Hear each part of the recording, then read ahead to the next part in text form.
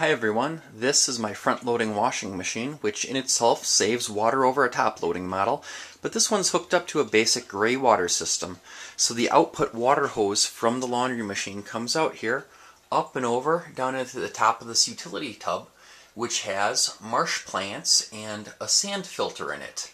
Now the water goes down through the plants, through the tub, and down here, instead of having the drain hooked up straight to a holding tank or a septic tank or a sewer system, instead it goes straight down where it's just temporarily stored and then can be used for something else.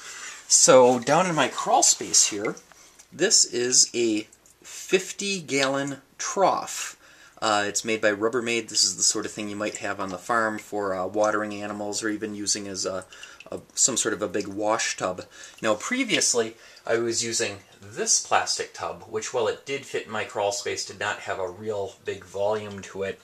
This Rubbermaid trough, even though it's flatter, it's only 12 inches tall, it's about 4 feet long, which is nice because it means it can reach from that drain pipe all the way over to the access to my crawl space. So from my laundry machine, I'd be able to flip up the trap door here, look straight down and see what the water level in this tank is. Although I still do want to add either a low water alarm or some sort of an automated system. But I think right now maybe just like a little buzzer when the water level in here is low would be good.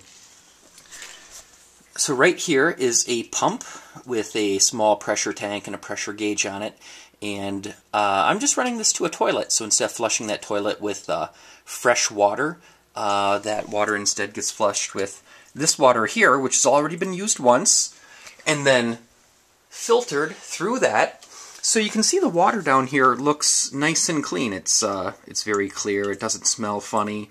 There is a tiny, tiny bit of sand at the very bottom of this, because when I set up a sand filter, kind of the first couple of times through, a little bit of the sand will get through.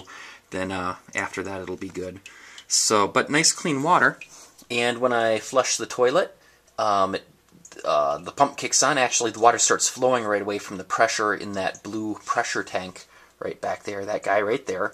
And then once the pressure drops below a preset point, which is adjustable on this little pressure switch device right here, then the pump kicks on. It sucks water from this end. And right now I've just got basically a hose going straight in here. This is a piece of PEX pipe, essentially used as a hose. The other thing is that this tub also has a drain port on it. And I'm not using that right at the moment, but that is threaded, so I could get an adapter and thread the pump directly into there. Although another thing that I did notice is that doesn't really make it quite all the way to the bottom, and it's kind of a bigger hole, so I'm afraid that it might start sucking in a lot of air when you get down near the bottom of the tub. But as it is right now, this can save an amazing amount of water, and it reduces how long your well pump has to run for, or if you get your water from the city, how much water they have to produce and filter and pump.